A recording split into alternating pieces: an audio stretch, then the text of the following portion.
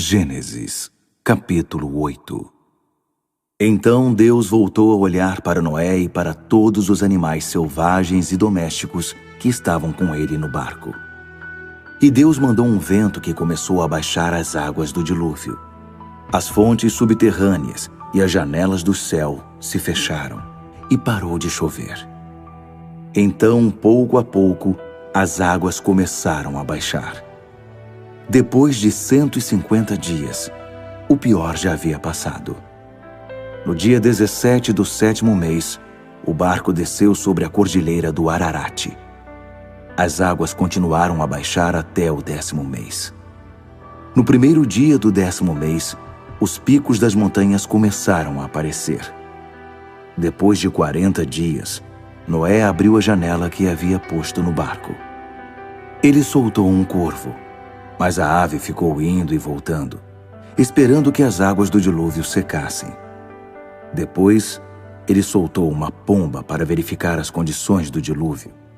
Ela também não encontrou lugar para pousar, porque as águas ainda cobriam a terra. Noé estendeu a mão e recolheu a ave para o barco.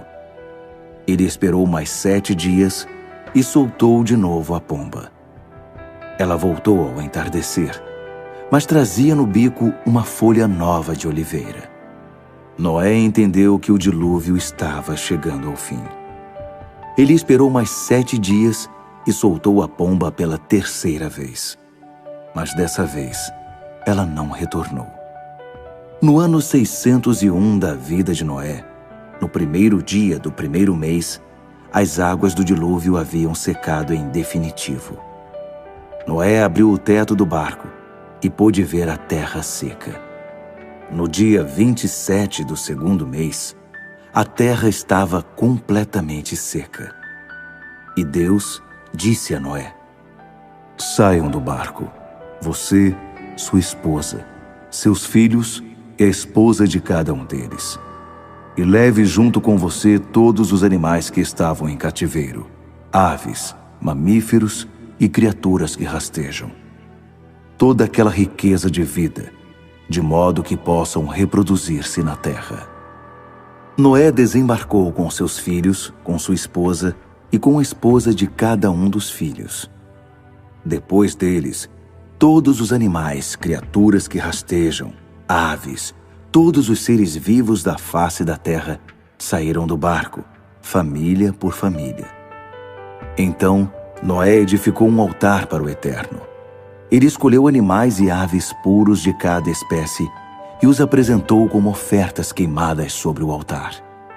O Eterno sentiu o doce aroma e disse consigo mesmo: "Nunca mais amaldiçoarei a terra por causa do ser humano. Sei que há muito tempo eles têm essa inclinação para o mal. Mesmo assim, nunca mais vou exterminar os seres vivos como acabei de fazer. Pois enquanto durar a terra, semeadura e colheita, frio e calor, verão e inverno, dia e noite, nunca deixarão de existir." Gênesis, capítulo 9.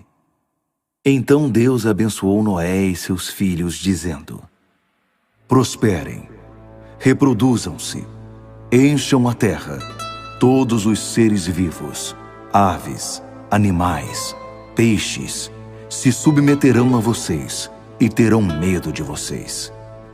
Vocês são responsáveis por eles. Todos os seres vivos servirão de alimento para vocês. Assim como providenciei as plantas como alimento, agora libero o restante para vocês. A exceção será a carne com sangue, ainda presente nela. Não a comam. Mas vingarei o sangue de vocês contra os animais e contra outros seres humanos. Qualquer pessoa que derramar sangue humano terá seu sangue derramado pelas mãos de seres humanos, pois Deus fez os seres humanos conforme a sua imagem, refletindo sua natureza. Vocês estão aqui para dar fruto, reproduzir-se, disseminar a vida pela terra, para viver plenamente." Então, Deus falou a Noé e seus filhos: "Faço agora uma aliança com vocês, que abrange os filhos que virão depois de vocês e tudo que tem vida, aves, animais domésticos, animais selvagens, enfim, todos os que saíram do barco com vocês. Faço minha aliança com vocês. Nunca mais outro ser vivo será destruído pelas águas do dilúvio. Eu prometo, nunca mais um dilúvio destruirá a terra. Deus continuou: este é o sinal da aliança que estou fazendo com vocês, e que abrange todos os seres vivos que vivem com vocês hoje e os que viverão depois. Estou pondo o meu arco-íris nas nuvens, um sinal da aliança entre mim e a terra. De agora em diante, sempre que eu puser uma nuvem acima da terra e o arco-íris aparecer nela, vou me lembrar da minha aliança com vocês e com todos os seres vivos. Nunca mais as águas do dilúvio destruirão algo que tenha vida. Quando o arco-íris aparecer nas nuvens, eu o verei e me lembrarei da aliança eterna de Deus com tudo que tem vida, com todos os seres vivos sobre a terra. Deus disse também: esse é o sinal da aliança que estou estabelecendo entre mim e tudo que tem vida sobre a terra. Os filhos de Noé que saíram do barco foram Sem, Cam e Jafé. Cam foi pai de Canaã. Eram esses os 3 filhos de Noé. Desses 3, toda a terra foi repovoada. Noé era agricultor e foi o primeiro a plantar uma vinha. Ele bebeu do seu vinho, embebedou-se e ficou nu em sua tenda. Cam, pai de Canaã, viu que seu pai estava nu e contou a seus 2 irmãos que estavam do lado de fora da tenda. Sem e Jafé pegaram uma capa, cada um segurando por uma ponta à altura dos ombros, e andando de trás para frente, cobriram a nudez do pai, cada um mantendo o rosto virado, para não ver o pai com o corpo descoberto. Ao acordar, já com os sintomas da ressaca, Noé ficou sabendo o que seu filho caçula tinha feito. Então disse: maldito seja Canaã, escravo de escravos, escravo de seus irmãos. Bendito seja o Eterno, o Deus de Sem, mas Canaã será seu escravo. Deus faça Jafé prosperar, que ele viva em grandes extensões de terra nas tendas de Sem, mas Canaã será seu escravo. Noé ainda viveu 350 anos depois do dilúvio. Ao todo, viveu Noé 950 anos. E depois, morreu. Gênesis, capítulo 10. Essa é a descendência de Noé: Sem, Cam e Jafé. Passado o dilúvio, eles tiveram filhos. Os filhos de Jafé: Gomer, Magog, Madai, Javã, Tubal, Meseque e Tirás. Os filhos de Gomer: Askenaz, Rifate e Togarma. Os filhos de Javã: Elisá, Tarsis, Quitim e Rodanim. Foram deles que saíram os povos que trabalham no mar, cada um em seu lugar e segundo sua família, cada um com um idioma próprio. Os filhos de Cam: Cuxi, Egito, Puti e Canaã. Os filhos de Cuxi: Sebá, Havilá, Sabtá, Raamá e Sabtecá. Os filhos de Raamá: Sabá e Dedã. Cuxi também foi pai de Nimrode, o primeiro grande guerreiro na terra. Ele foi um exímio caçador diante do Eterno. Havia até um ditado: assim como Nimrode, exímio caçador diante do Eterno. Seu reino começou com Babel, depois Ereque, Acade e Cauné, na terra de Sinear. Dali ele subiu para a Síria e construiu Nínive, Reobote-Ir, Calá e Rezém, que fica entre Nínive e a grande cidade de Calá.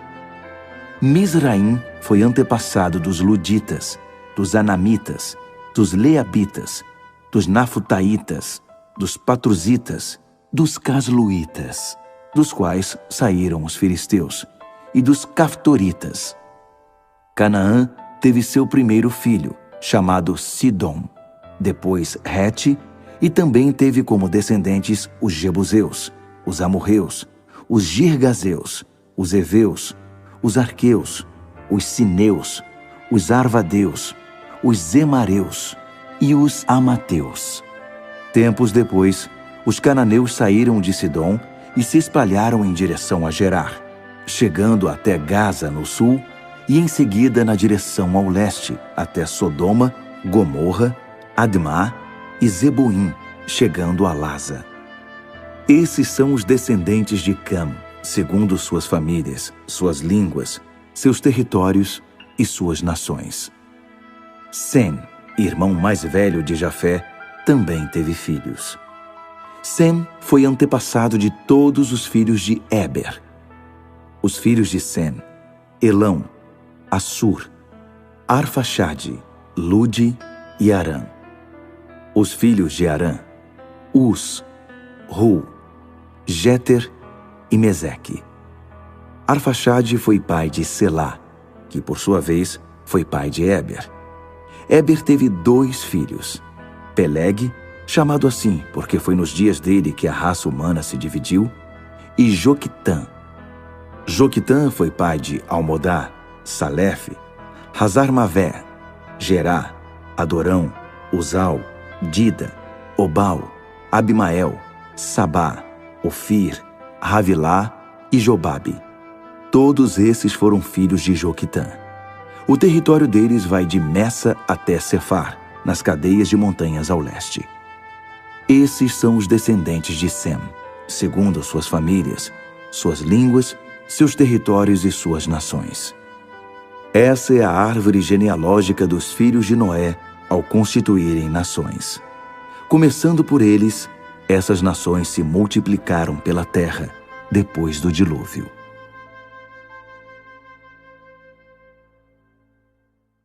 Gênesis, capítulo 11. Houve uma época em que toda a terra falava a mesma língua. E aconteceu que o povo mudou-se do Oriente e chegou a uma planície na terra de Sinear. Eles se fixaram ali. Então disseram uns aos outros: "Vamos fabricar tijolos e queimá-los bem." Eles usavam tijolos no lugar das pedras e piche no lugar da argamassa. Disseram também: "Vamos construir uma cidade e uma torre que chegue ao céu. Vamos nos tornar famosos. Assim não seremos espalhados pela terra." O Eterno desceu para olhar a cidade e a torre que eles estavam construindo. Ele analisou a situação e disse: "Um só povo, uma só língua. Pois bem, isso é só o começo. Imaginem o que vão inventar depois. Vamos descer e causar uma confusão de palavras, de modo que um não consiga entender o outro." Então o Eterno os dispersou dali pelo mundo inteiro, e eles tiveram de interromper a construção da cidade.